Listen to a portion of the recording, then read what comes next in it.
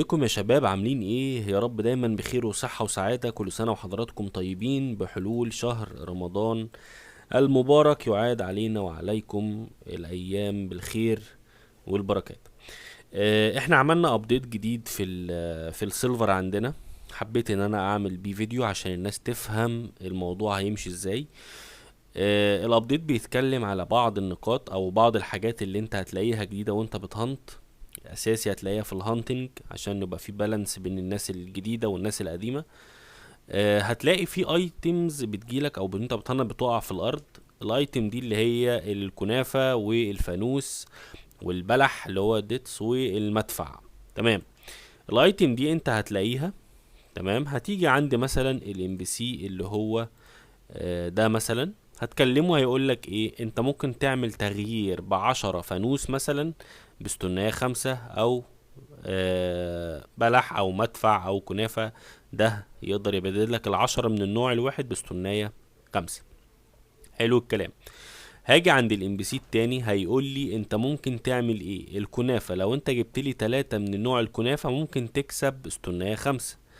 ولو جبت لي واحد فانوس ممكن تكسب دي بي سكوريل وفي حاجات اكبر من كده. ولو جبت لي 3 من النوع البلح ده تكسب يا استناية 4 يا استناية 5. والمدفع لو جبت منه 3 ممكن تكسب البلاك اكس بي بول او حاجات طبعا اقل من كده، استنات وسي بي اس وحاجات زي دي. ده بالنسبة للحاجات او بالايتمز اللي جديدة اللي انت هتلاقيها وانت بتهنت. طيب ايه الام بي سي اللي في النص ده؟ الام بي سي اللي في النص ده عبارة عن ايفنت جديدة انا عملتها كويسة جدا. احنا عندنا في السيرفر في الايفنت بتاع الهانتنج اللي هو اكتر شخص عامل هانت في اليوم بياخد استناية 6. احنا عملنا نفس الفكرة دي بس مش في الهانتنج بقى. احنا عملنا حاجة جميلة جدا. عملنا ايفنت بتشتغل طول اليوم لمدة 20 دقيقة. كل ما تيجي في الساعة من 20 ل40. اول ما بتخش المابة دي او اول ما تخش المكان دوت اي شخص انت بتموته جوه بتاخد قصاده نقطة. اكتر شخص جايب نقط لما بتيجي الساعة 11 للساعة 11 و10 في التوقيت ده بالذات هيقدر يستلم حاجة اسمها الجولد توكن او الجولد كوين.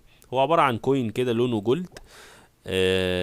هيجي لك في الشنطة لما بتختار الجولد ايام ا جولد بلاير في الوقت بتاع الساعة 11 للساعة 11 و10.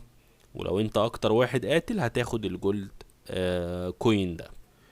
تمام. ده شكل الجولد كوين. ده بيتاخد مرة واحدة بس في اليوم لأكتر شخص قتل ناس في الايفنت ده على مدار اليوم كله. من هنا انت بتعرف مين هو توب 1. لو دوست توب 1 لو في حد في الرانكينج هيقولك مين هو. ولو انت عايز تعرف انت معاك قد ايه لو دوست هنا ومعاك نقط هيقولك انت معاك او ما معاكش نقط.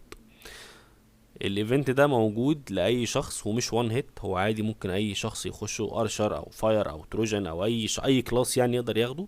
ودي بتتسلم مرة واحدة اول ما بدوس عليها كليك يمين.